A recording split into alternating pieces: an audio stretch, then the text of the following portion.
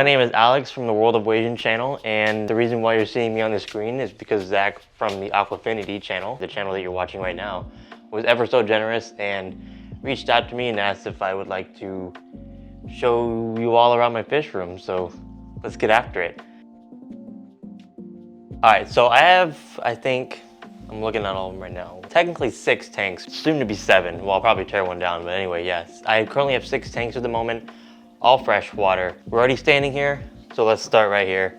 This is a workbench that me and my dad had built, and we have like 8 layers of polyurethane on it. You can get it wet, nothing will happen to it. It's, it's a bar top. It's built for fish keeping. Water changes, so we can roll it around. We can put it wherever we want. Yeah, that's the furniture piece. A lot of people ask me about it. It's handmade, and that makes it all the more special. So on here, this is a 20-gallon long Endler ecosystem tank. We have pygmy cories in there as well. As you can see, they're kind of fluttering around. And we also have some Neocaridina shrimp in here. It's a very simple scape, honestly. It's just a nice, oh, that's a peace lily here. Yeah, this is the peace lily that I had in my betta peace lily paludarium that was over there. I no longer have it. Hey, we'll get to that. Yeah, I no longer have that, so I put that plant up here. The roots are just sucking the nitrates out like crazy. It's a super simple scape. I really like it. It's low tech. Everything I have is actually low tech at the moment. I wish you could buy more 20 longs. You don't really see this dimension that often. It's very popular, but seemingly really hard to acquire a tank of this dimension. I always get comments asking where I got this tank.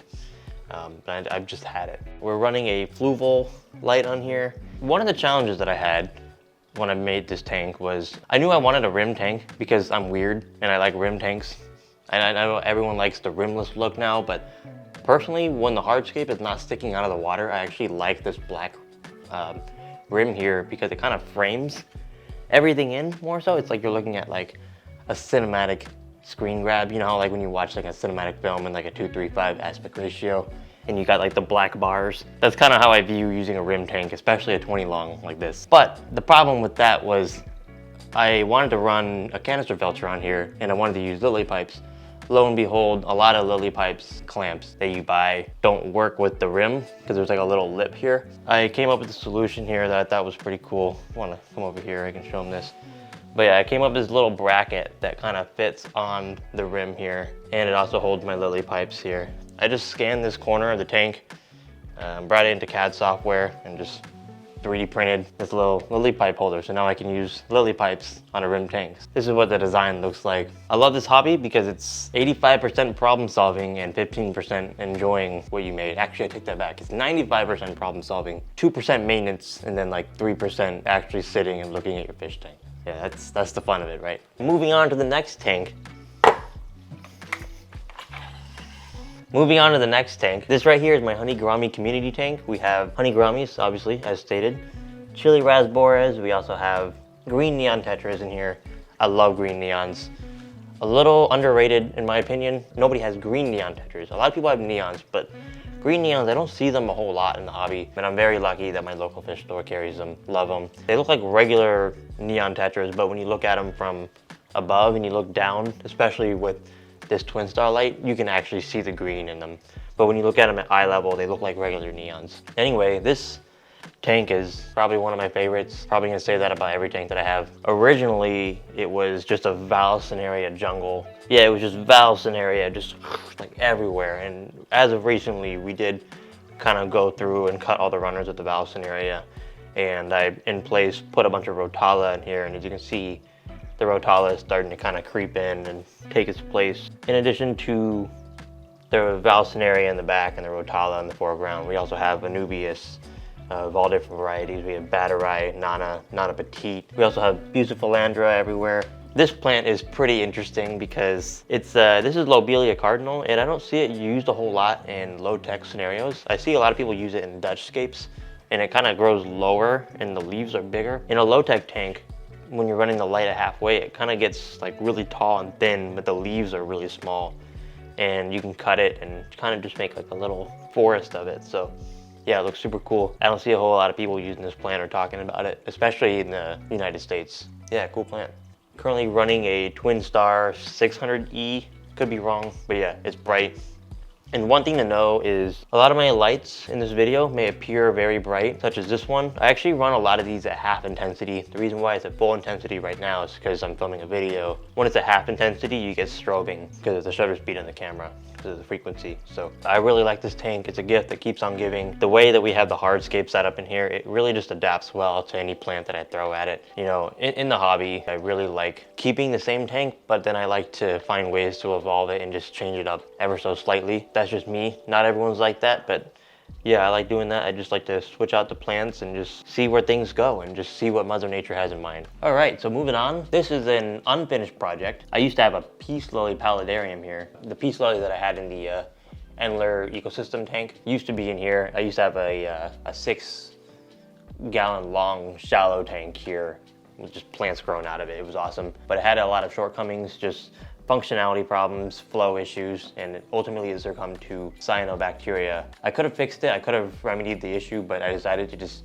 take everything that I learned and just scrap the tank. And so this right here is obviously there's no water in here at the moment. I'm experimenting with a misting system that UNS was ever so kind to send to me. So our short fin betta will be going here at some point. We'll have the water to like around here. We'll have a bunch of epiphytes on the driftwood sticking out of the water. And with the help of the misting system, we'll be able to create a climate controlled environment for Buse and Anubias that's growing out of the water. We also have some Taiwan moss on here as well. So I wish I could show more, but obviously it's unfinished at the moment. With all that being said, let me show you where our betta is now. Yeah, I'm looking at it right now. She sees the camera, which she thinks she's gonna get food because the camera is out. But normally when I'm filming, that means I'm about to feed them. So not much to this at the moment. We'll show a couple of close-ups and whatnot, but pretty cool so far. Okay, so how did I get into fish keeping? Fish keeping is something that I haven't done my whole life, but it's always been kind of prevalent. It's always been prevalent in my life. Just for the record, I was born in Taiwan, and I grew up in the US, but visiting Taiwan, I would visit every summer. I would spend like 2 months there, you know, every year. For the better part of my childhood. It was pretty common for, you know, pretty much everyone to just have tropical fish. You know, it's that part of the world where you can have tropical fish in a pond in your front yard with, you know, plants growing out of it year round. Just because of, you know, it's a tropical island and it's humid all the time. And because of that, just a lot of people own fish. And yeah, it was just kind of a thing that I always just grew up seeing. So when I was growing up, my dad, you know, like in our garage, in Taiwan, it was like I wouldn't even say it was a garage. It was like a room in the house. It was temperature controlled. He had a pond. It was like this big ceramic pot with a fountain with just plants growing out of it and guppies. And I remember just loving it so much. I always spent my childhood summer next to the pot, just looking at the fish. It was just so tranquil. My grandpa too, just my whole family in Taiwan in general, they just taught me to appreciate nature. Yeah, I live in the States now and I just brought that back here. I like having the tranquility around me. Hope that answers the question. That's how I got into fish keeping. It's always been a part of my life, but as of recently, I've really started to own it, and yeah, hence the YouTube channel and all that. So another proponent of this hobby that I really like is obviously, I really enjoy the filming aspect when it comes to my YouTube channel. I've always been a big fan of wildlife photography. Having fish tanks in my house and filming my fish with macro lenses is slightly different, but it gives me that fix that I want, that creative fix. Yeah, I don't need to travel to British Columbia to take a picture of a salmon. I can just take a picture of a guppy, and that satisfies my craving for wildlife photography. All right, we need to sit down for this one because it's on a low TV stand type deal. So this right here is my Amazon sword / hairgrass tank. I actually really like this tank. It's a UNS 7-gallon all-in-one. Ultimately, I built this as a simple scape, you know, something that I enjoyed looking at, but it also serves as a buffer, like a temporary holding tank for all my fish. When I originally built it, I had my Endlers in here, and they're now in the 20-gallon long over there. Now I have a short fin betta in here. This is King Ghidorah. She was in my peace lily paludarium that was over there. I tore that down. She's currently in here. Yeah, this tank serves a good purpose. It's nicely planted. Fish have no problem being in here during quarantine phase. I don't medicate in this tank, obviously because there's plants in here, but it serves as a great temporary holding tank, assuming that the fish is healthy from the aquarium store and I don't need to dose any Epsom salt or whatever. How do I keep my tanks, my plants healthy? Honestly, it all starts with nutrients, having a good nutrient layer, having a layer of dirt or aqua soil or what have you capped off with sand. when I start off my aquascapes, I like to use Flourish root tabs. That helps my plants get a jump start. I don't think it's actually necessary. You could totally go without root tabs, but I find that helps jump start. But the reason why I use sand on top of my nutrient layer is it just helps lock in everything. And especially if you have a lot of root feeders in your aquarium, it just helps keep everything contained. Actually, as a matter of fact, I find that sand, even without a nutrient layer, over time with the byproducts that are being trapped under there from the result of your aquarium being a living and breathing ecosystem, eventually sand will become just as effective as sand with the nutrient layer in there. Just because waste gets trapped under there and it becomes a substrate system. So my favorite lights to use, I have a bunch of them. I have fluval lights, I have twin star lights. I think my favorite are probably the twin star lights. They look cool. Especially I like the E series where it's like flush with the UNS tanks. I think that looks awesome. I like twin star lights. The B line is pretty solid. It's like their budget lighting lineup. As of lately, I've been pretty much using twin star. Still have some fluval lights here and there, but twin star is pretty sweet. Do I have any tips or hacks that I would like to share? Honestly, just patience. Like, do your research. Obviously, a big part of this hobby is gonna be trial and error, patience. And a lot of the times, my biggest success in this hobby has come from leaving the tank alone and not trying to overthink what I'm doing wrong. Because every time I have a tank or like when I first started, and I had a tank that was not doing what I wanted it to do, and I would overanalyze, over-execute certain remedies, that always led to more problems. And I find that a lot of times doing a water change, letting it do its thing, assuming everything is in order, you know, like your water parameters are good and your fish are like doing fine, just leave your tank be. You have cloudy water, you have a bacteria bloom, don't touch it. Leave it be, leave it be. Your plants are melting, you just planted them and they're melting back, let them do their thing. And I find that patience is hands down the most important thing in this hobby, for sure. That's just the reality of it, so. But honestly, the best advice I can give to any newcomer to this hobby is, one, do your research.